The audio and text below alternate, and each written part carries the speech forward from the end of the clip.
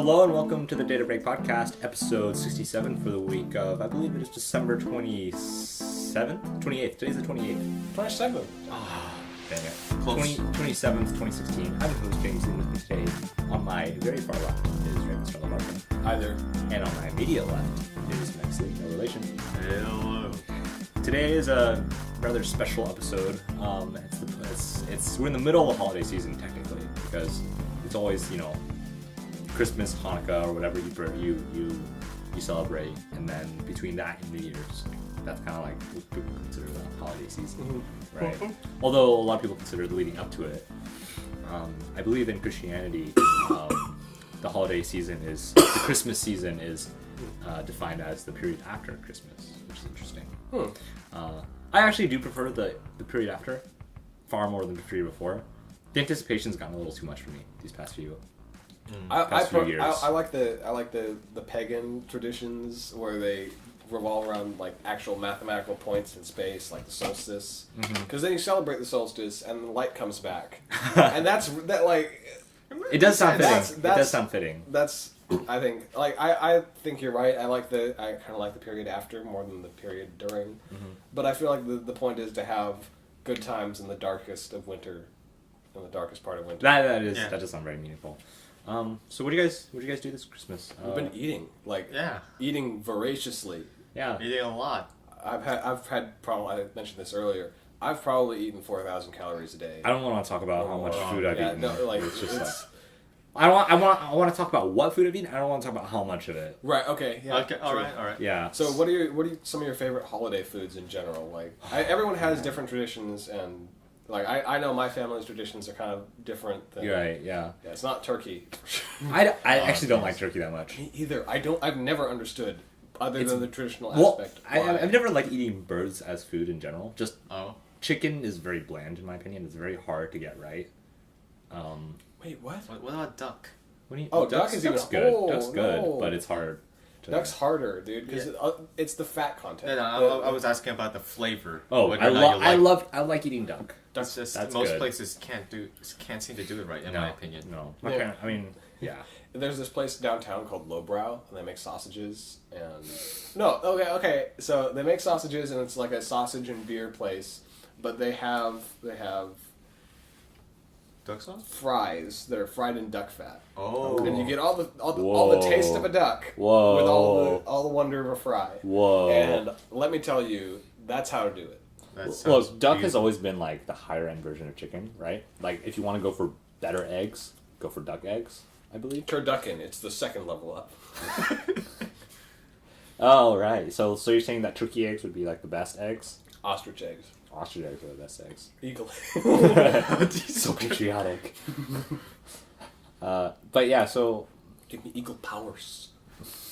but anyways, but for like as far as Christmas food goes, my parents, when we get together for Christmas, like just my immediate family, my like nuclear family, if you will, when we get together for Christmas, it is generally a pretty traditional type thing where we get like mashed potatoes. We have a ham. We don't get the turkey, but we get the ham. I love ham. Good. Like ham's way better than turkey, IMO. And then we also get the traditional Christmas stuff, right? And then but this year I spent it at my grandparents and my uncles and aunts and all that, and they go for like more traditional Vietnamese type things and stuff like that. And this year was a little weird because I don't know what the deal was, but they kind of went kind of casual, which is fine. Everyone wants everyone has the high stress and all that, but keeping it casual is really nice. But a lot of it was like egg rolls and fried like shrimp ish. It was weird because it's like fried shrimp, but the shrimp isn't like breaded or anything. It's wrapped in egg roll dough thing. Oh, those are good. I've had those before. Yes, it's very good. I love anything with fried shrimp. Yeah, a lot of fried food at my Christmas this year. It was kind of gross, but Too also much? pretty good. Yeah. Shrimp is an amazing. Think about this. Okay, it's a crustacean. Mm-hmm. I'm pretty sure. Yeah, Okay? of course. It's a crustacean, and most crustaceans or even their little legs, the little legs they flap around with. Yeah. Those are, that's regulated with pressure. Like it's not pneumatics. muscles. Pneumatics. Yeah, yes. pneumatics. Okay, so I'm so thankful that most of their body is just one solid piece of beautiful meat. Yeah. How many animals can you say that about? That just like your core is so. Your core is the best part. Core like a shrimp. Yeah, like I mean, like if you think about it, like humans, like it's all organs, Yeah, right? Yeah, we're same with like same with like squishy. Well, I guess cows, it's you get a lot of it on the back. On the back, it's just like it's all there. But do you guys not eat organs of any animal? I do, but I mean, but that's like another. I eat sausage, which is every organ. Yeah, that counts. It's every organ. But yeah, that was for Christmas Eve though. The fried stuff. On Christmas Day, my parents had like a much nicer meal. There's this weird. It's not weird, but it's like this Vietnamese type of noodle. Like, there's so many noodle. There's only so many ways you could just take rice and then eat it, right? So we say, but I don't think we found the end of that yet. No. So there's this interesting dish. I think it's called in like ban hoi. So it's like noodles. It's like white rice noodles, but it's very, very thin noodles, right? And not only are they very thin, but they're all kind of squashed together in like little sheets of flattened noodles kind of intertwined together like a weave, right? And like you just have sheets of that. And basically you have sheets of these flattened rice noodles basically. And you just pour some, fish sauce and like meat and whatever, shrimp is what we had this year, and you just eat it, and it tastes way better than regular rice noodles for some reason. Just because the way it is presented, I guess, and the texture. And that's what we had. What is the texture like? I'm kind of wondering. It sounds like it would be stiffer or drier somehow. No, it is. What is a good analog for this? Is it jelly-like? Almost jelly-like, but it's got like a texture to it because it's like woven noodles, basically, right? Mm-hmm. So, does it still just taste like rice noodles? It does at the end of the day, yes, but the texture makes it a lot better for some reason. Maybe it's because it's wrapped like regular food. If you wrap it, it just tastes different for some reason. It's not even wrapped. It's just like it's like you have like blankets of these rice noodles like on your plate, and then you put some stuff on top of it, and then you just kind of eat it. It's kind of strange. Do you lift it? I just like. Do you fork and knife it? It's I'm sorry. Like no. For people who haven't experienced this, it's very ambiguous. It is. But you just eat it. You just put it on it. No, I understand. Like it's as if you're eating it with. It's like you're eating rice basically. It's just like you have like. You eat your shrimp, and you eat it with rice. Mm-hmm. It's like you have your shrimp, you eat it with rice noodle blanket. So do you pinch off a piece? Yeah, you kind of cut off a piece ish. Okay, now I can see more. Yeah, and then you kind of bite pieces off of each little rug of rice noodle. It's very strange, believe me. I don't think rug is the most appetizing way to say I think it. like even carpet would have been better. Rugs blanket like connotes dirty. Blanket kind of works. Mm-hmm. But that's kind of it's a weave though. It's a weave. It's a weave. Uh-huh. But the weave sounds weird. Rice noodle scarves. I think blanket is knitting little rice noodle scarves. And then when you get really cold, just put the rice around your neck. Rice for warmth. I honestly wonder if it's got to have some sort of warming benefit. Rice? If you used rice noodles as something to knit a scarf with, it would have to have some insulating benefit. Properties? Right? Except it's wet. It's wet though, yeah. That will just cool you off. So a cooling scarf, just wear in the summer. Oh. I feel like you're working in rice plantations. I don't know. Max, what did you eat for Christmas? This Christmas? Yeah. Salmon and lamb. Ooh. The salmon, mostly more or less using how you said your mom does it. Cover the salmon in foil for half the time, and then outside the foil for the rest of the time. Mm-hmm. The salmon was over a salad of cabbage, carrot, onion, green onion, serrano chili, all of those diced extremely tinily, except the cabbage. And it was using a sauce of olive oil and honey. Yes, olive oil is... Goodness, that sounds like a good way to prepare salmon? Baked, right? Yes, baked. Well, that sauce was for the salad, and just a tiny amount. For the salmon itself, you used lemon cream, which is sour cream and lemon. It was pretty mediocre. I think I should have just went with some sort of olive and honey sauce for the salmon as well. Olive oil is definitely... Olive oil works for everything, except the stuff it doesn't. But do you guys like citrus with your seafood? That's something that's really commonly served, but I've never associated those two things positively. Right, it's a strange thing to do, but it works. It does work. By all means, it works. But I think it's a tradition that started with raw seafood. Squeeze lemon over raw shrimp or something, and then and I'll cook it. I can see that. Yeah, the acids from the citrus will cook it. Yeah, but yeah, I don't know what it is about this, like the sour, the tartness of citrus that helps with the fish. I know it helps clear your palate. Like I know that if that might have something to do with nice it. It kind of isolates salad, it. Yeah. And some people do like the flavor that goes along with it. Mm-hmm. And the lamb was lamb chops. You told me about this. Rib lamb lamb chops. Water. Crap. Okay, so the lamb was just pan fried. I tried to go for medium rare. Some of them ended medium. One of them ended well done. And it came with a mint pesto. They used mint, parsley, parmesan, garlic, and olive oil. That does sound really blended nice. it up, and then it became a sauce that you could pour it over the lamb chops or just dip some pieces in. The mint is kind of strange though. Like, how does that work? Like, when I first saw the recipes, I thought mint would be too strong, but it's not very strong, and people say it makes a lamb taste more like lamb, and it's an aromatic. Yeah. It's not that kind of spice where it like adds taste. And I would agree. I still taste a bit of the mint, but it felt Even like the to this lamb's day. flavor. It's always there. Like I brush my teeth, it's still mint. But maybe that's because you're brushing your teeth with spearmint, Max. That is true, but it actually does make the lamb taste stronger, and I was kind of amazed by that.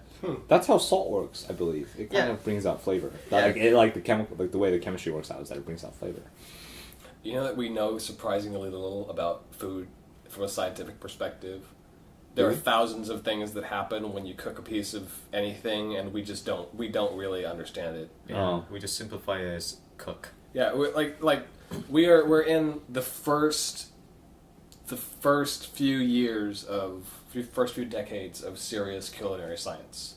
Cool. Even though we've been, cooking and eating for a very long time, right? Yeah. We have not understood it very well. That's cool. Yeah. Cool. How about you, Ravenstorm? Got any? Yeah. Got any delicious Christmas tales? Yes. So my family makes this stuff called clam digger's dip every holiday, like Thanksgiving and Christmas. Is it like clam chowder but a dip? It kind of like that. It's sour cream, cream cheese, garlic, Worcestershire sauce, and clams. Okay. And it is delicious. Like, it's okay. So it's one of those things. So like, there's just like clams in the dip, and that's why they call it clam digger's dip, right? Not whole clams. Oh, like diced. Not whole clams. They are. It's like, I found a clam. Yes. Baby clams. Whole baby clams. Not like just you're digging and then you I found one. Crack it open. No. Well, there's an iPod inside. What's in the iPod? It's like a Kinder egg.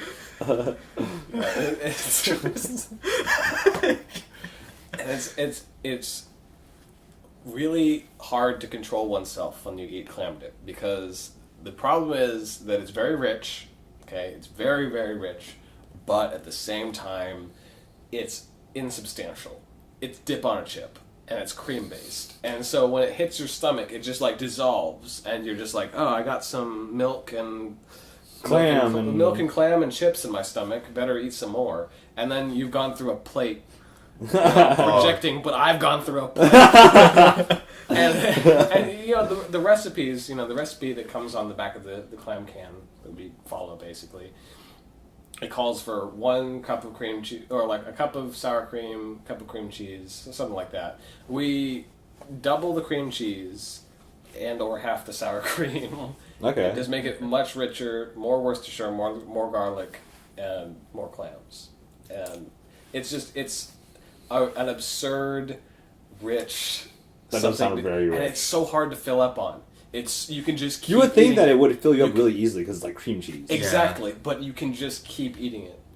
I feel really bad at the end of the day when I do that because we make multiple recipes and it's like supposed to last a while, but it's just difficult to stop. It's nutty. There's some, that and let's see what else has been really great.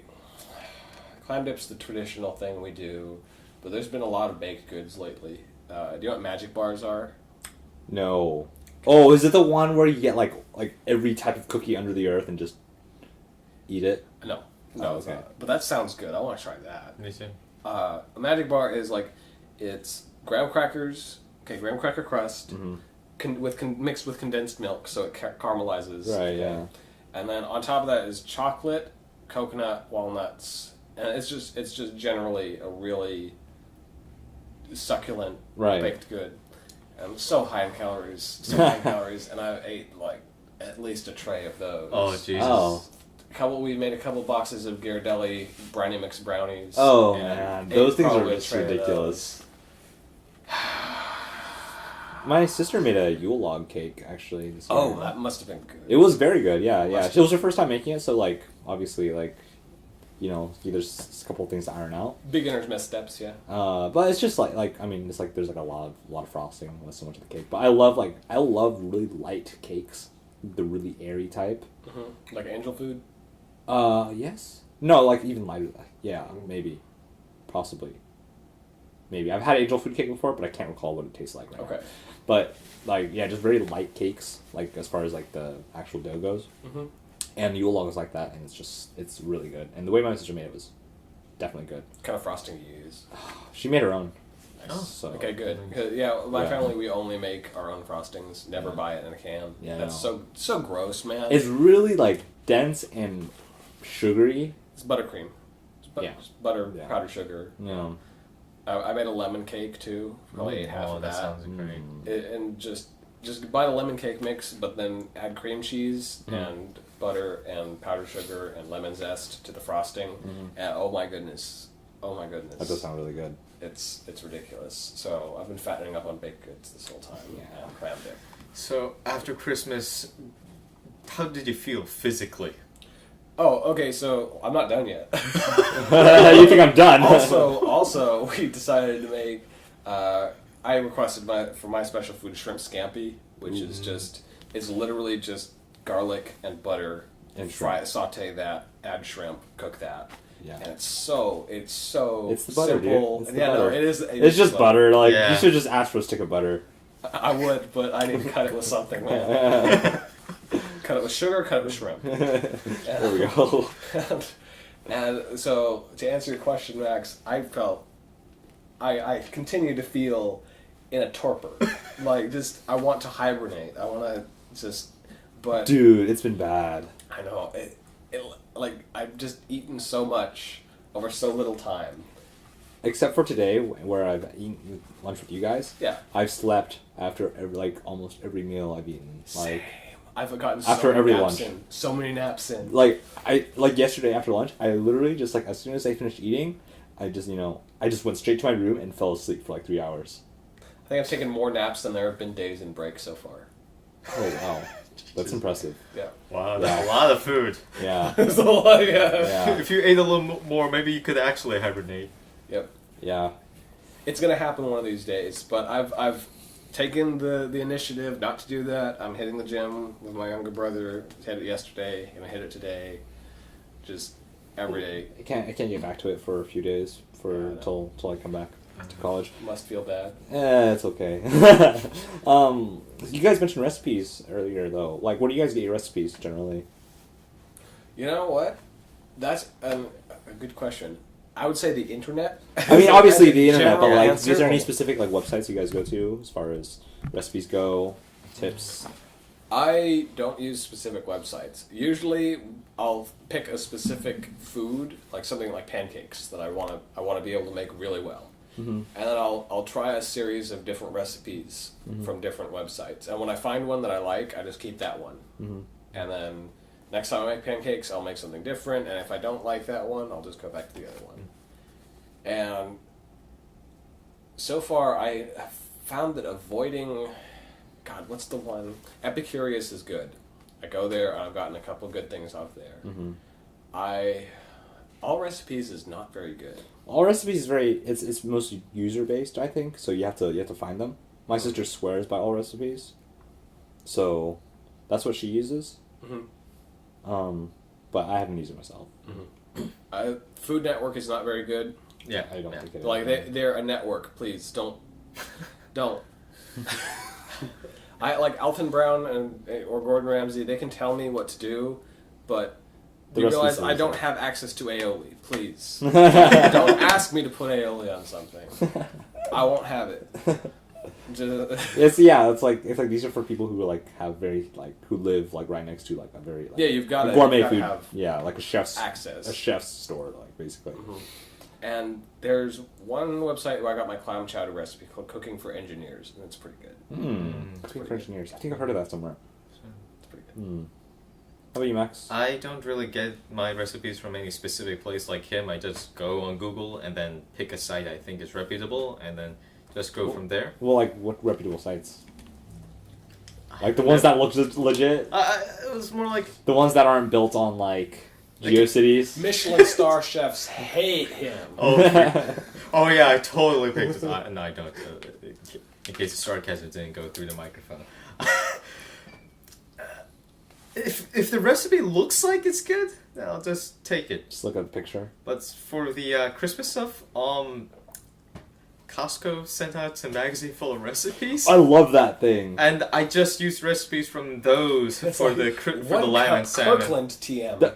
The best thing about it is that you can find all the groceries at Costco. Of course. So when you go out to go shopping for the thing that you're gonna make, you just go straight to Costco and you just get everything at once. True. I didn't use it exact because I wanted to use some ingredients from other places as well, but not to mention I didn't buy a full rack of ribs since no one's going to be eating a full rack of ribs. Do you guys ever notice that the portions in recipes are kind of odd? Yeah, they're for parties and such. Like not necessarily exactly. Just it's always in two as well. Yeah. What if I'm a lonely person and only want to cook for one person? Just have everything. Microwave cooking for one. No, but it's just not even. It's so hard to find a recipe I don't need to tweak. Like not just like having it, but like tweaking it, having to adjust the levels of the ingredients in order to make it right. I think when I was making like waffles and pancakes a lot, I'd always half the recipes. I'd always make half of it because I never wanted to make as much as they prescribed. It was crazy, and like especially considering it like the ones that I followed were on the back of like a Bisquick thing. Like obviously they want someone Bisquick, so they want you to use more. They want to sell all the Bisquick. Yeah. Dude, I stopped using Bisquick a while ago. I haven't made waffles really or not for waffles, but for pancakes. No, do you know what Cheddar Bay biscuits are? Yes. Are they that? Oh. The Red Lobster garlic and cheddar biscuits are ridiculous. I need to make some of those, and Bisquick is just a few basic ingredients mixed together. Yeah. Prepackaged for convenience's sake. So you don't need to use Bisquick, but it's really simple. It's like Bisquick and 3 other ingredients, and you got yourself this wonderful biscuit. Red Lobster also sells the biscuit powder as well. They do, and I think that's so funny because to me that I look at that and I think that's Bisquick. Because they can't be selling the cheese in there. I don't think that would. That wouldn't hold. Yeah, that wouldn't go. Unless it was like dry cheese. Dried even then cheese. It wouldn't be too good. But then I'm just thinking and you need to melt the butter to brush over it. So that's already 2 things. It's not much else you need. Yeah. So it's Bisquick reskinned at a higher price. Yeah. I haven't tried it myself though. I haven't tried that mix myself. Oh, true. I haven't either. Yeah. But that's because I make killer Cheddar Bay biscuits with Bisquick. Have you guys ever been to Serious Eats? Serious Eats, no. It's so great. You have to go there because not only they have really bomb recipes, but they also explain a lot of the science and not science per se, but a lot of the reasoning behind. I really enjoy that. I hope one of the more interesting ones I read on Series Seats is this like the BLT, right? Mm. And Kenji Lopezal, he's the guy who does the site, and he says that the BLT at its core is not a bacon sandwich. It's actually a tomato sandwich. And so in order to make a good BLT, you use the best tomatoes you could find and kind of do whatever with the bacon, like whatever bacon, good enough bacon, and like really nice bread. Like you have to make a good, to make a good BLT, you have to make a good tomato sandwich. I beg to differ. I think in order to make a good BLT, you need to make a good lettuce sandwich first. So take the best lettuce. I beg to differ. I think you need the best bread. It's not bacon lettuce tomato. It's bread. True. Bacon, bread, lettuce, tomato. But like a lot of other things, like in like that Series 6 does, is just really well in depth, really good like in depth things. I will check it out for sure. And another thing my brother's been taking to is like he has like a little OneNote notebook for recipes, and he just like whenever he finds a good recipe, he throws it in his OneNote, and he shared it with me, so I have access to all the recipes that he has. So like there's a lot of good recipes in there that I check out. As a tech podcast, let's talk about this for a little bit. OneNote? Not necessarily OneNote, but digital archiving. Yeah. Because I've been thinking lately, I have this little flash drive I carry around on my keychain. Right. And it's got my dream journals, it's got my, like, every spare writing I do in my spare time, it's in there, it's got all my schoolwork on it. Mm-hmm. And I'm just thinking, like, I do have it backed up to my computer. Yeah. But what if I didn't? And I think about all these things that need the cloud for access. Like, everything I have on my Google Drive requires that I have an internet connection to access it. And that makes total sense. Like, that's the service itself. Yeah. But like, I just think to myself, like, what if I lose my content? The general rule of thumb for backing up data is it's like three data points. So there's your local storage, right, on your computer or your flash drive, whatever, and then local backup, right? So like external hard drive or NAS, right, like network attached storage, and then cloud storage. So you need three points of redundancy basically, and then only then can you be 100, like not even 100%, but like 99% sure. I need to get that. I need to get network assisted storage. Jeez, yeah, network attached storage is like crazy awesome, but also really expensive. I'm just when you said that, I don't know what it is. It's basically I just imagine like a hard drive hooked up. Yeah, it's basically a ton of hard drives. Yeah. It's basically a ton of hard drives hooked up to your network. And you could access your stuff from there. I keep bugging with this, but I see the mic clipping when we get too loud, and I don't like that. It's currently 5:21. We have to leave by 6:30ish. 6. Yeah. Okay, that's fine. All right, let's do the breakfast, lunch, dinner. Yeah, I thought that was a good idea. Yes, yeah. So yeah, let's just go like straight down the line. Like, what are your what do you guys make for breakfast? Right? What do you guys like to have for breakfast? Right. And I think I have a prepared speech for breakfast that I always love to do because it's like the definition of a perfect Saturday morning, right? So if I'm feeling extra fancy, I'll have shredded some potatoes the night before, and let them either dry out or sit in the fridge for a while. Hash browns, dude. But I believe Tracy Desjardins from, I think it's like she has a restaurant in San Francisco. I haven't been to it, but I assume it's good.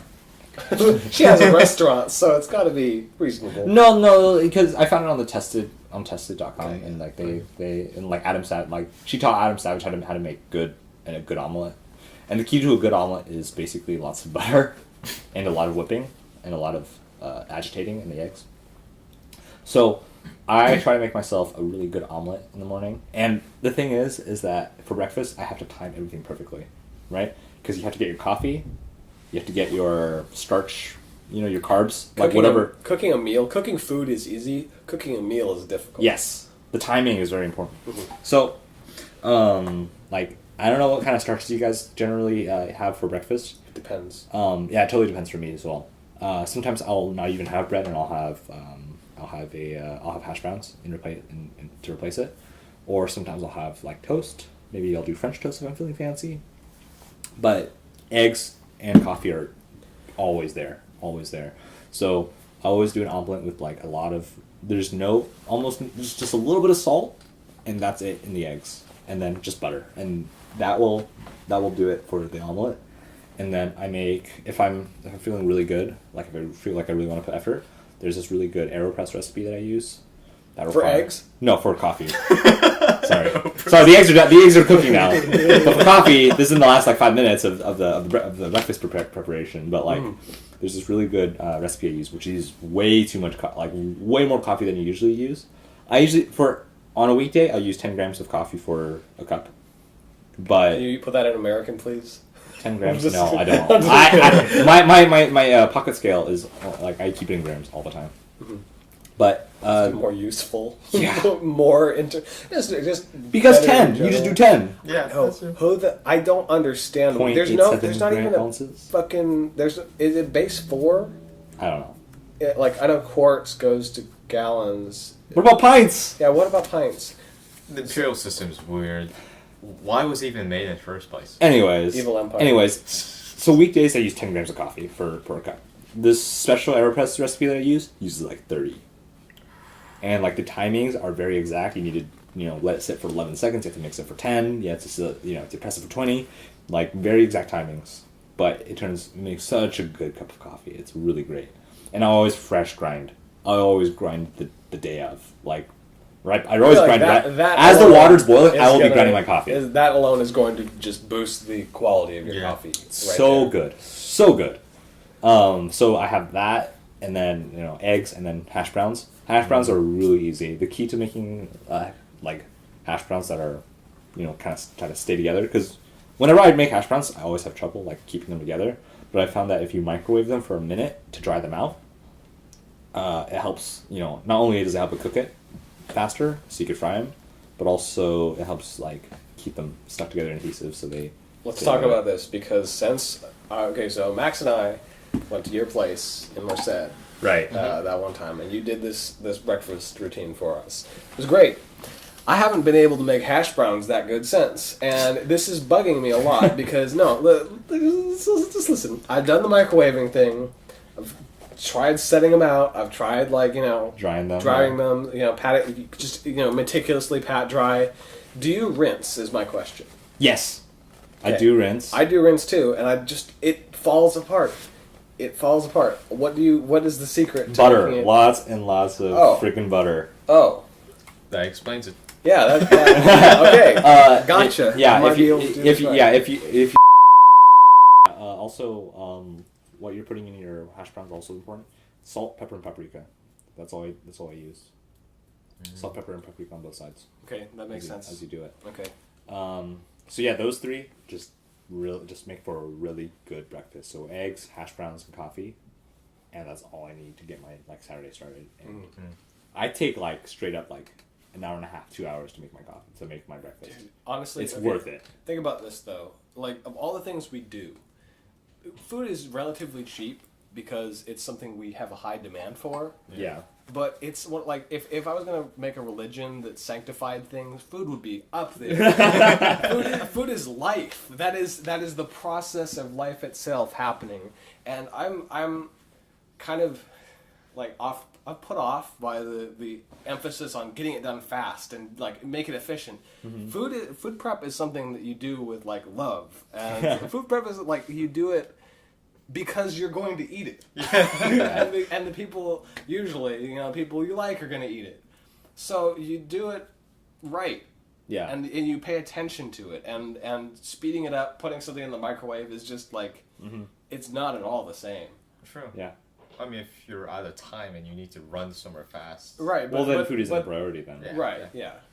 Max, what do you do for breakfast? Something simple. A bowl of rice, 1 or 2 fried eggs. And if I have enough time to shower after breakfast, as opposed to before, I might roast a jalapeno pepper because I'm going to be sweating it when I'm eating that. So you're just sweating in the shower? And then just keep on sweating and crying in pain while I eat the pepper. Oh. Heat is such a funny sensation, don't you think? The heat, the spiciness? Pepper heat. Yeah. Because on the one hand, it's unpleasant. On the other hand, it's pleasant. The funny thing about it is that it was used by peppers and stuff so that they don't like get eaten. Right. But it's backfired royally. We get a dopamine reaction from all that heat. Yeah. There's one brand of Korean instant ramen that it comes with a pack of flavoring. You don't put the pack of flavoring in water at all. You put a few spoonfuls of water in the bowl, put the noodles in, and then you mush this like pepper. It's like straight pepper paste. And you just mush it out, and you... Oh, is that the Tom Yum one? Or the... It's the one we made incorrectly. Oh. We made it incorrectly because we use it with broth. Oh. It's supposed to have zero broth whatsoever, and it's so freaking spicy. Wait, what? I cry every time. You're talking about the one without broth. What was it called? I think in Korean it's called like bibimbap. It's like... I can't read Hangul, so... It basic... Oh, do you have the package? I don't, but I can... Please, just so that I would know exactly what you're talking about. It sounds familiar. But you eat rice for breakfast? Yeah, it's simple and it's already in the rice cooker, so it's okay. Oh, do you just always have rice and? I mean, I usually don't have a consistent breakfast, but like when I have time to make it, that's usually when I make it. It's easy, and like for breakfast, I usually want to get it out of the way. Doesn't rice take a while to make though? I mean, if it's already in a rice cooker. Oh, okay. Oh, that one. I haven't had that brand a lot, but yeah, basically it might use ramen noodles, but Koreans don't consider ramen, they consider it mixed noodles. In fact, bimi means mixed, so yeah, they mix noodles or rice with some sort of spice and other vegetables and then make something like that. Makes sense. Ravenstorm, breakfast? Oh, my breakfast. Okay, so I am the opposite of you guys in that I really like breakfast. I can't keep breakfast down if I have a super heavy breakfast, and it just doesn't work in my body. That being said, I eat in a strange way. I go without eating for basically the whole day and stuff myself at night around 7. Like that's just it's weird, but that's if it works. Yeah, I mean I'm alive, right? Yeah. So my breakfast is usually, I try to get something in, and that's usually an English muffin toasted with butter and a fruit drink, which is, so I have this little blender thing. It's it's the size of a cup. Yeah, like a bullet blender thing. Yeah, exactly. Yeah, something like that. It's the generic brand, but it's a bullet blender. Yeah. And so I put yogurt, just plain yogurt, almond milk, blueberries, strawberries, banana. Sounds really good. It is really good. And then just like a couple teaspoons of sugar. Sure. Because it does enhance it a good bit. And that and the English muffin hold me pretty much all day. That's enough. It works. I mean... Like, it's 2 fists, like, just like, you make a fist, it's 2 fists of fruit. Like, that's a lot of fruit. And it's like in a paste, and I mix it with ice cubes, too. And it makes it sort of like a frozen yogurt. And it's so good. I'll tell you right now, I've probably eaten around like 200 or more bagels this year. I mean, the breakfast I described earlier is like a weekend thing. Yeah, that's a ideal breakfast. Right, but like for the weekdays, it's honestly just a bagel and cream cheese. That's all it is, if that. I really like bagels. I hope you have a good bagel place you get your bagels from, because the quality of the bagel defines the whole experience. Unfortunately, like there is a good bagel place, but like the things like as far as the economics go and logistics, you have to buy the packs. I buy 12 from Costco and throw them in my fridge. That's probably okay. I toast them, of course. Yeah, of course, but they're like when you buy prepackaged bagels, they're terrible. Yeah. It's like that's not even... I've had the ones that are prepackaged from like Rayleigh's or something, or like the local grocery store, and they're not very good. There's a good there's a good bagel place by where I live called Bagel Time, and they do make really good bagels. But 1, they're expensive, and 2, they spoil fast. So unless fridge. Question. Yeah. I never understood how people are able to enjoy bread in the morning. Like for me, it's very starchy, very stale and dry. Yeah. And coffee helps. Coffee helps. Yeah, coffee, and then you're slathering yours in cream cheese. I'm slathering mine in butter. It's not just the bread. It's like, you can put mayo on it if you want. Yeah. There's just something to wet it. I'll go with cream cheese. Yeah. or some sort of fruit jam, maybe. Yeah. Ooh, yeah, jam. That would work. Ideally, butter and jelly is a killer combination. Butter and jelly. Yeah. Like wait, like peanut butter or just regular Just butter? butter, just straight up butter. Don't put like butter sandwich, peanut butter, like not like a butter and jelly sandwich, but on an English muffin, melt the butter on it and then put jelly on it. Oh, okay. It's just ridiculous. Taste explosion. As far as lunch goes, like I know, like most of us are like out of the house around lunchtime. So like, what do you guys pack or whatever? Do you eat out mostly for lunch or? Sometimes I pack, but usually I don't exactly have the time, so I would just buy whatever is sold. I eat out. Actually, probably more than I should, but it's a local Mexican place, and Oh right, you talking about Oscars, and it's $3 for. We could have had Oscars today. We could have, but Oh. dude, I have that too often. Like, it's a decent meal. It holds me over. It's that and an Arizona green tea. I am a sad boy for life. You guys gotta know that. Don't worry, my keyboard is straight up an Arizona tea can. Angst boy. Yeah. No. Yeah. So like my lunches are like really they basically depend on what I ate for dinner the night before, but like what I use like sometimes I would meal prep a lot. I used to meal prep especially during the summer. It was so awesome. It was amazing. It was basically you get like 3 or 6 pounds of ground turkey, right?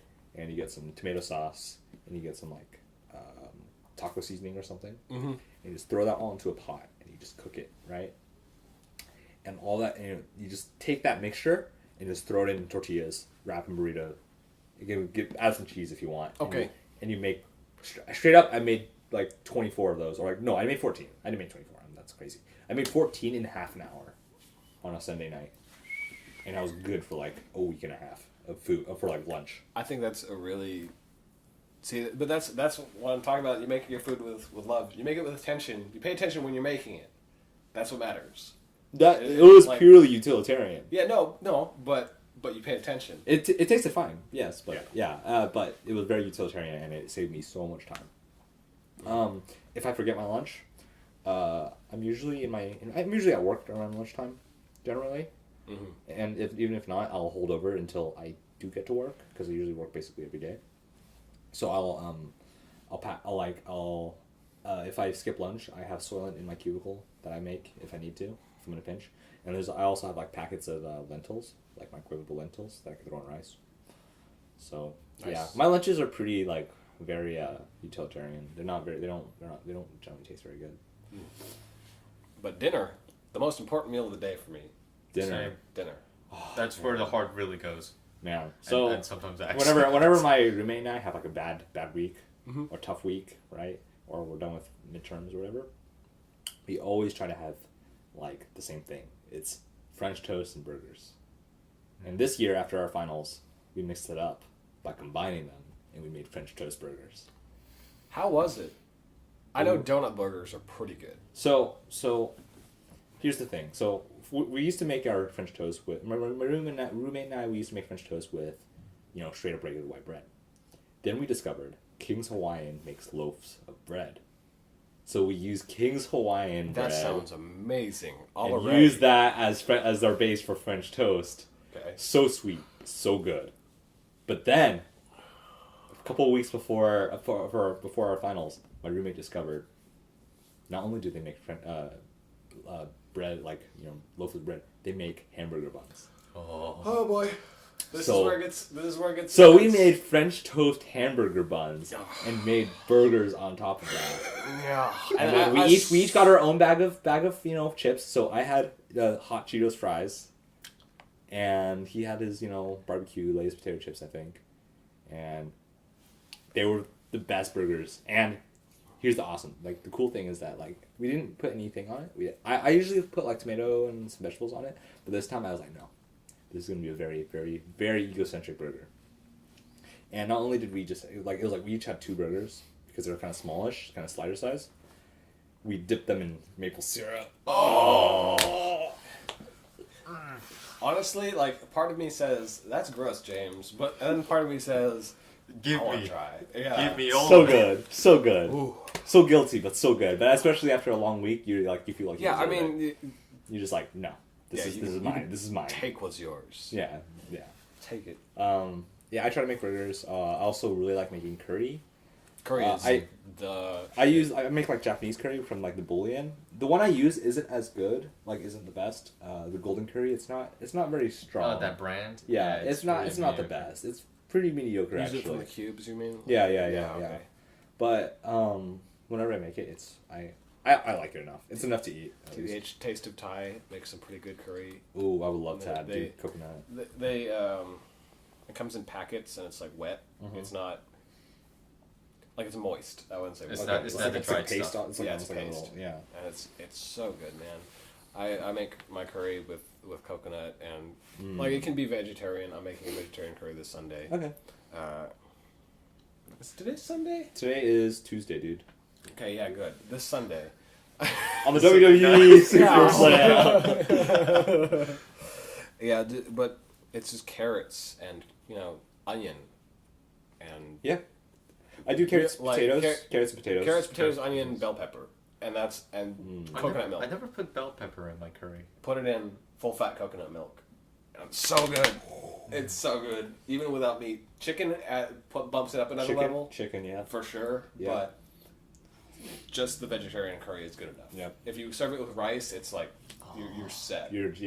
Rice and curry, dude, all day. That's one way to eat cheap, and I think I don't know. I kind of pride myself on eating cheap. Mm-hmm. I think food can be good without spending a lot of money on it. Of course, yeah. No, there's this excellent website I follow called Budget Bites. That's Bites with a Y, and they have some. This one lady. Cheap she flash drives. She just makes really decent budget recipes. There's just like this one that's like you can make like a week's worth of chili with like nothing but canned food. Well, not nothing but canned food. You need like potatoes. Well, no, you don't need potatoes. You need like tomato sauce. No, that's canned too. Other than curry, or other than chili powder, it's basically all canned. Nice.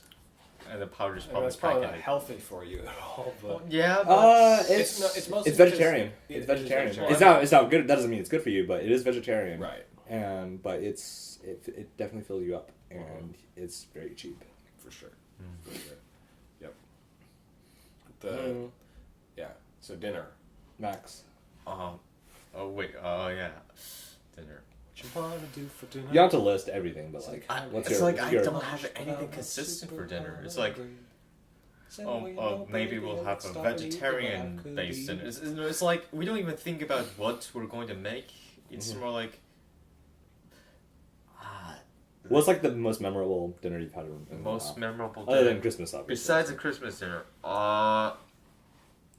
it's an average day out of nowhere. My mom has this fantastic fried spicy shrimp recipe. We usually don't cook it because shrimp is expensive. Yeah. But I don't know how she does it. I think this cornstarch goes into it, and it's like the pseudo Chinese fried shrimp, and like breaded and fried. Yeah, and I don't know how to. You gotta get it, dude. I tried to emulate it once. It ended with a horrible failure. Just be like, Mom, teach me, Mom. My mom's sick right now. Just like, teach me.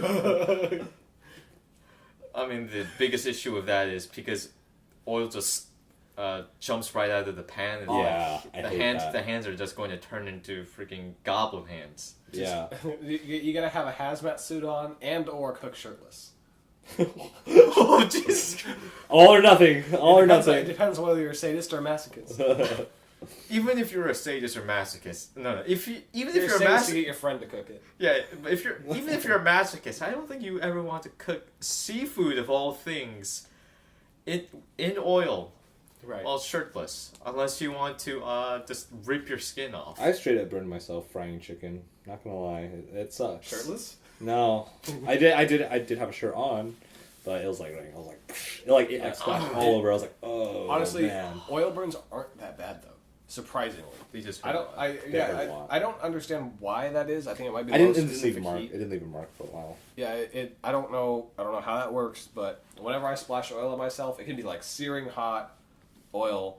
It doesn't leave more than a minor burn. But like if I dump boiling water on myself, you know, it's really bad. It might have to do with the chemicals and chemistry. I have no idea. It's specific heat. We should probably look it up. Yeah.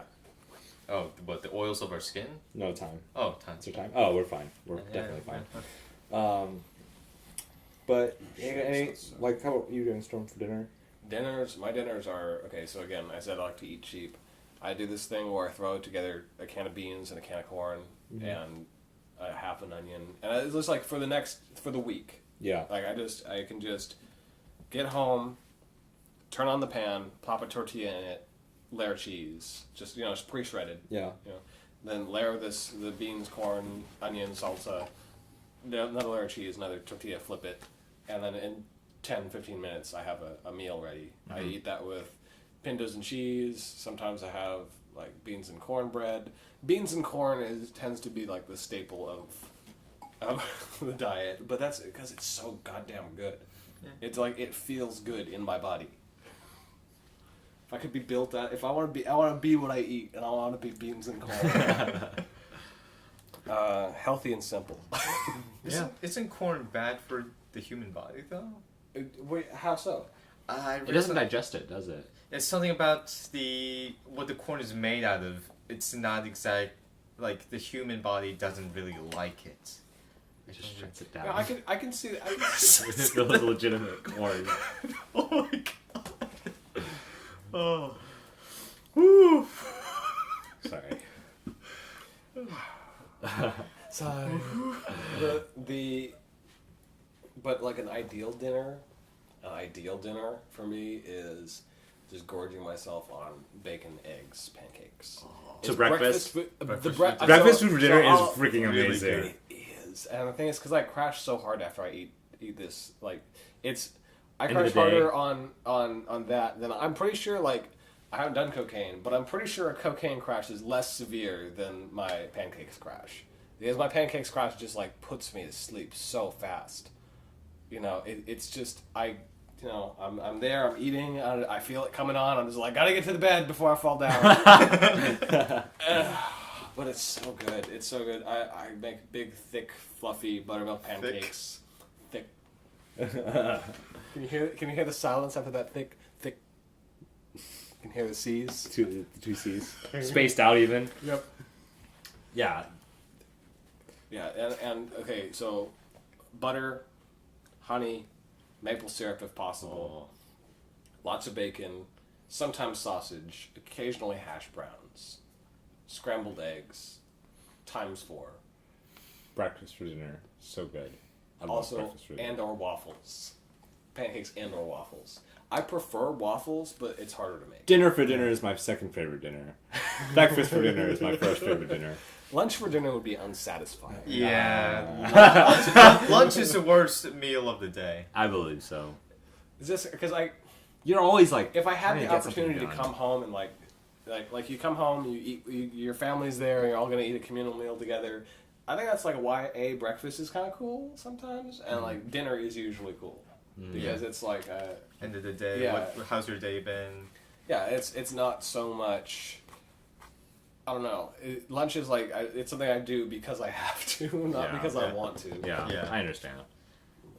Yeah. If breakfast for dinner crashes people so hard, how is it that they survive when it's eating just for breakfast? Because coffee. I suppose. Or is it because they just wake up and so they can't fall asleep again?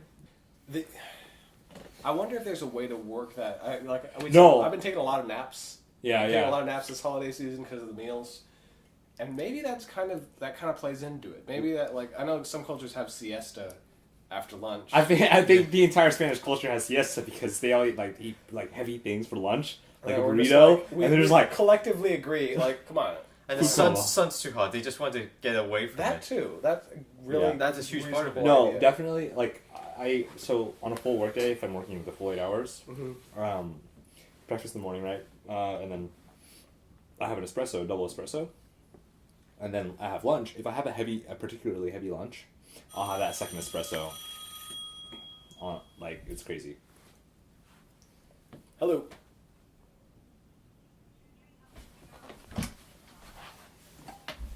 Sure. directly past you. Watch this.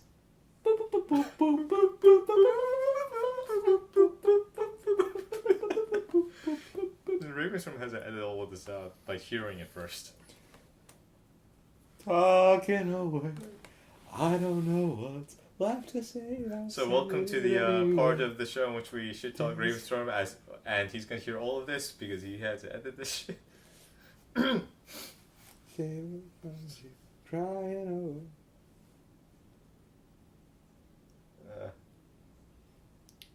I thought it was a good idea to watch an episode of Flip Flappers before I went to bed.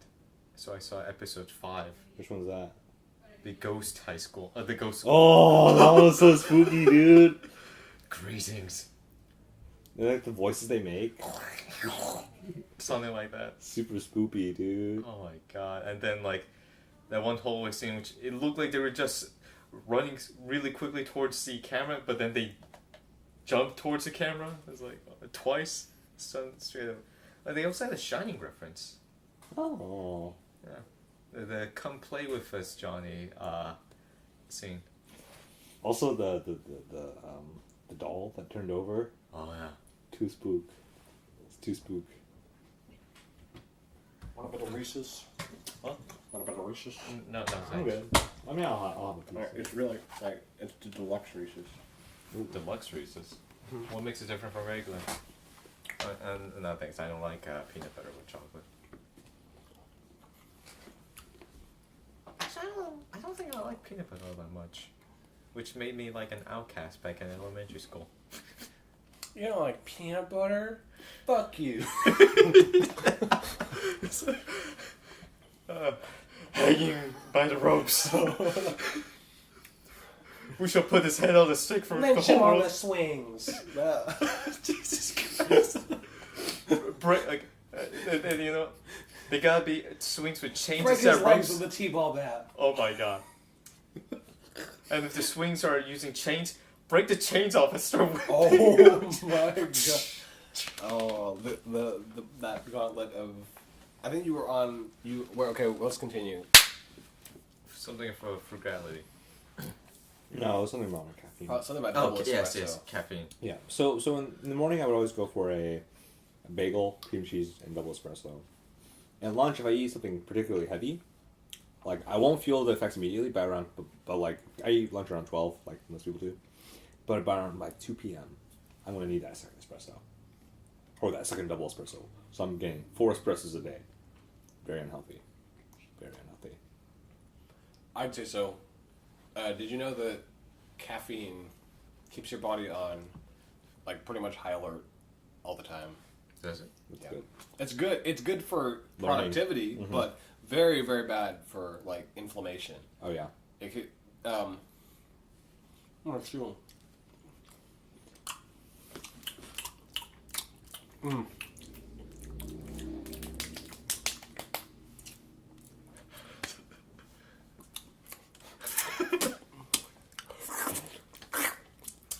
Extra thick.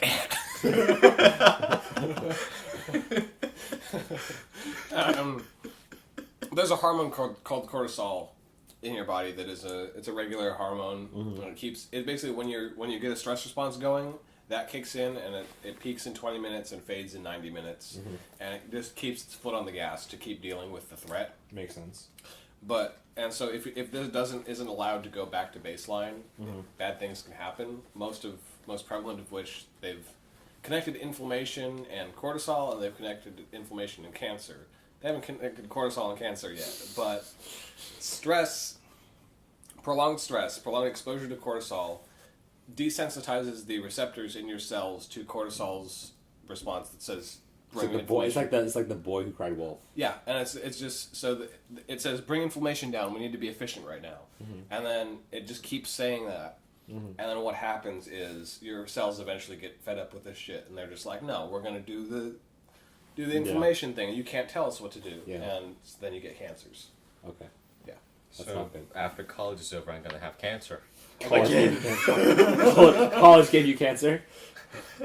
College gave me cancer. And it's not just the education. I mean that too. Oh God. Yeah, but I can't imagine that 4 espressos a day is. Yeah, but that being said, some people drink multiple pots of coffee a day. That's true. That's also really bad. I found this is kind of funny. My English professor this semester has ADHD, and he's self-medicated or like learned to deal with it basically. And he said that before he knew this, before it was like he was like 30 when it was diagnosed, he would drink 2 pots of coffee a day, and like the stimulant would keep him from being you know, off and unfocused, and he'd just like keep drinking coffee, and that was his way to do it. And he never knew that he had ADHD. Just he thought it was just what helped people to focus. Right, but coffee, I feel like that definitely plays into it. Ever since the school season has kind of ended, I've been like off coffee like entirely. Like I've had maybe a few cups of tea. That's it. No coffee at all in the past like week even. So tea is better. I don't know if it's better for you, but it does.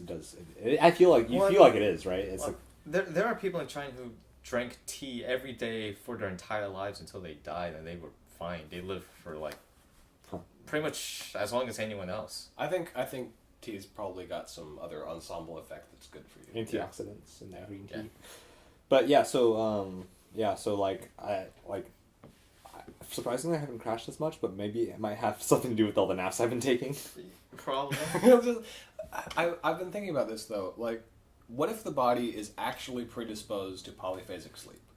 What if your biological need is actually for naps? 2 periods of sleep. One main period of sleep. I think I read a study about this. And then one and there's a biological imperative to have a short rest in the middle of the day. That would suck. I like getting all my work. I hate taking naps because I would much rather be doing things than sleeping. I know, but that's a cultural thing. That's true. That's a cultural thing. I think there was a study that showed that the human body was meant for 1 regular sleep and 1 nap per day. Well, okay, great. Nice. I have some evidence. Anecdotal. Try Second hand. Try persuading your employer. I heard it. I have a friend who heard a study that. Take everything with a grain of salt. Studies shown is take everything with a grain of salt and a cup of coffee. Interestingly, I've heard more and more people using that phrase. Like, there's a study that says, using that phrase is like it's a qualifier, okay? Yeah. But it's absolutely useless because you can't You cite. don't have the. So like you can say, oh, I read a study, but that's just like I heard from some guy. It should be bad. I would like it for it to be bad form for people to like say that unless they had their source.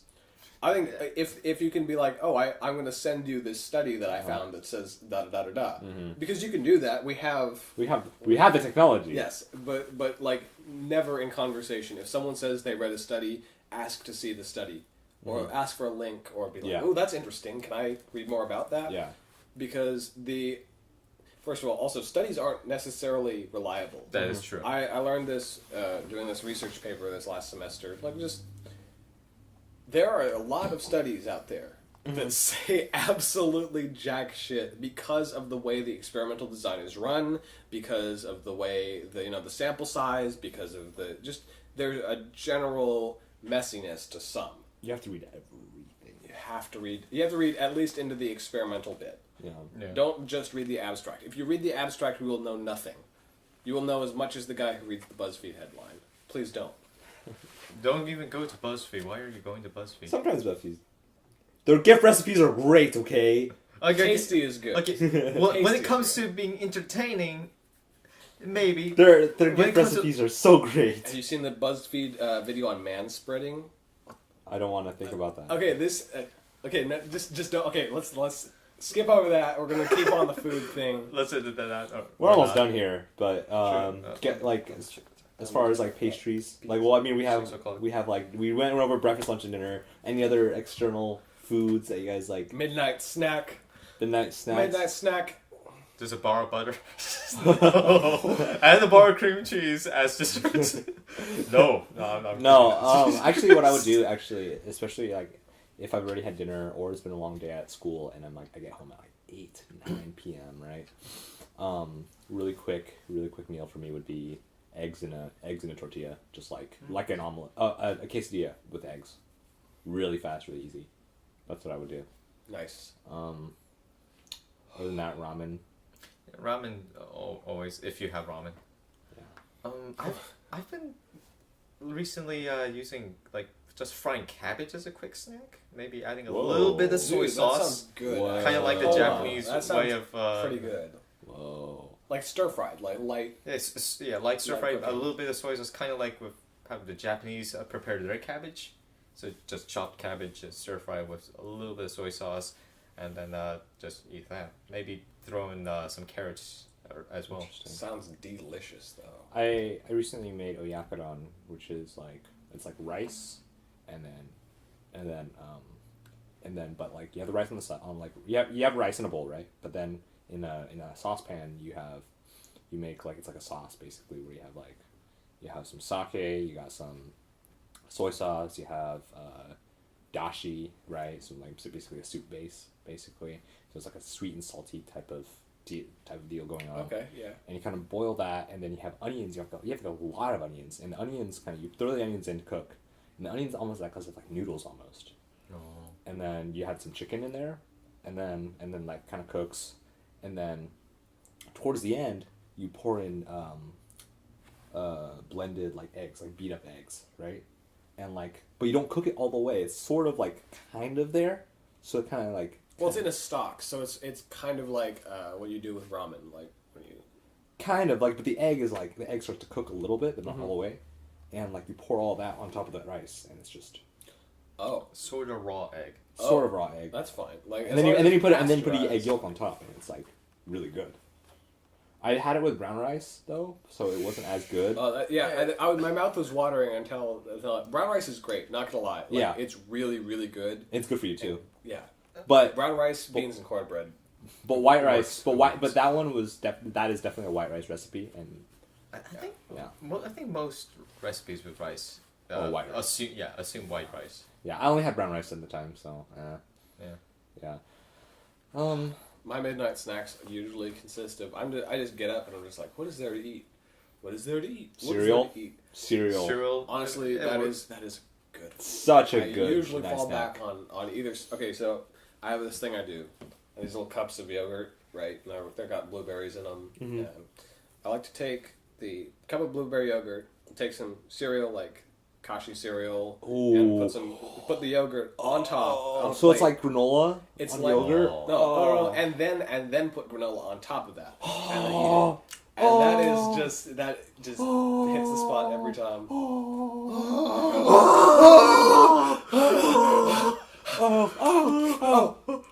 That ain't Falco. That ain't Falco. Where are you at? But no, seriously though, like yogurt and granola. It's so good. So good. And you feel so healthy when you eat it, even though it's probably not even that healthy. It's not good for you. There's a lot of sugar in that. Yeah. But like granola and yogurt is so good. Like I went through like I was getting kind of sick at some point, and like I drank a whole carton of orange juice that day and it had nothing but granola and yogurt. I felt great. I probably wasn't great, but I felt great. It's probably all that sugar that was going through your system. All that dopamine. Yeah. I wish I could just sprinkle dopamine on things, so I was just like, Just inject some heroin and that's the same thing, isn't it? No, but like just like a sprinkle, just so I can eat something plain and just enjoy it anyways. Like okay, I got some spinach. Okay, I got some spinach. Sprinkle a little olive oil on it. Toss it around. Sprinkle some dopamine on it. And then it goes from being like a resentful experience to one of euphoria. I would love to see a cooking book called Cooking with Dopamine, and it's just like really, really bland recipes, and then you just add dopamine on top. Dopamine. It's just like, okay, so you're gonna buy some crackers. It doesn't need to be salted. It depends on your taste or preference. So you're gonna take the crackers and you're gonna spread a little bit of mayonnaise on them, and then you're gonna sprinkle dopamine on it. Substitute the salt for ground up meth. Oh, you went a little far there, man. It can't trigger. It's not far enough. It's gotta be the real deal. Yeah, you can just go straight to the source. Straight to the dopamine. Yeah, so it's harvested from the brains of our our fallen ones. Our loved ones. Of our loved ones. It's more wholesome that way. Wholesome dopamine. There's like kosher souls, like kosher. dopamine that is taken from the brains of Jewish people. Oh god! Oh my god! I didn't want to complete that sentence, but I felt like I had to. You had to. Like, wouldn't the stomach just completely break the dopamine down into separate Probably. chemical? Yeah. But you could also just so you take the mayonnaise cracker dopamine combination, you mash it up. Okay, you put it in a spoon. Put a lighter on the spoon. okay, now we're just doing. You're asking Now we're us just to doing. judge. We're just doing. Well, the thing is though. It's not. It's just dopamine. Yeah, we're just getting straight to the source. All right, before we veer off too far off our course, so I think we need to close off. If you drink enough dopamine, do you think some of it will skip Absolutely. being digested? I don't know if dopamine can be absorbed. Just go Whoa, straight whoa, to whoa. your intestines. Oh. The intestines will just. Maybe. Or maybe if you first chew some tobacco so they cut your mouth and then try drinking the dopamine. Oh. Shake it a bit in your mouth so it goes directly to your bloodstream. That might work. That might work. It'll Not also gonna hurt. lie. It'll hurt, but It'll work. You're not going to care about surprising. pain. Surprising. Okay. You're not Hold gonna on, care about the this pain is after. food related. This is food related and sciencey. Okay, serotonin, one of your mood regulator hormones, that is what like mushrooms, LSD, DMT. These things are serotonin analogs. Okay, there's a lot of that stored. It's not in your brain. It's in your gut, and serotonin and things that make serotonin are carb heavy foods and fat heavy foods. And so if you are depressed, if you're feeling bad, comfort eating has a very legitimate chemical grounds. You are looking to increase the serotonin levels in your body by eating carb rich and fat rich foods. So, I don't want to go there, but I'm going to go there because I actually do want to go there. Is that why a lot of depressed people are also fat people? Likely. Also, depression, it lowers your ability to process things like Food. not just in your life, but actually like metabolically, stress. Which in turn also makes it harder to process things in life. All right. Well, on that slightly depressing note, it's time for us to head out, check out. We don't need to talk about what we've been checking out. Yeah, we'll save out for a regular podcast. This has been a special food-related podcast. Holidays edition. Yeah, I'd love to do like a food podcast every year. We were supposed to video record our ramen stuff, but we didn't. Because we were busy eating ramen. That is true. It was some good ramen. Yeah. So thank you for listening. On behalf of, if you want to check us out, you can follow me at the James Lee. You can also check us out on addendum.com. We could do some food write-ups. I think maybe. Honestly, I found the problem. Okay, I'm going to talk about this for a bit because I'm kind of responsible for Addendum. I feel like I'm responsible for it to an extent. I have writing to publish. I realized that creating a platform where you just dump anything takes away all specificity, and then that makes it so hard to like do anything consistently. Because like if I publish a poem one day and then I publish a write-up on like some food the next day, and I'm just like, buy this ramen, also these deep thoughts, also politics, also I listen to this album. So like it like maybe it does give you a more wholesome picture of me as a person, but that is really shitty to read. Well, that's what more like a categories are blog. for. We might have That's really 100% blog. Well, we are. Yeah. That's why I thought we were trying to be more than a blog. We have. We're trying to be. That's the operative phrase there. Trying. Check us out where we try to be at addendum.com. Yeah. Not addendum.wordpress.com, new subscribers. Please switch over. There's another one. Wait, do we even post these podcasts on the websites? I don't think we do. We should. We have no links. Oh God. We should have started ages ago. It's okay. We'll get there. Good on Anyways, in the new year, hopefully we'll see more mature addendum. Yeah. I'm sorry. Oh. Okay. Yeah. No. Not as far as staff goes. Although that's as far as the website goes. I'd love to see the website mature. And I invite you guys to be there with us. To live up to its full potential. Yeah. So, anyways, thank you for listening. On behalf of Ravenstorm, Max, and myself. We'll see you next time. Oh, also, Max has new content. Of course, immature content. And actually, I already thought it was only for New Year's. Wonderful. All right. Sweet. Thanks, guys.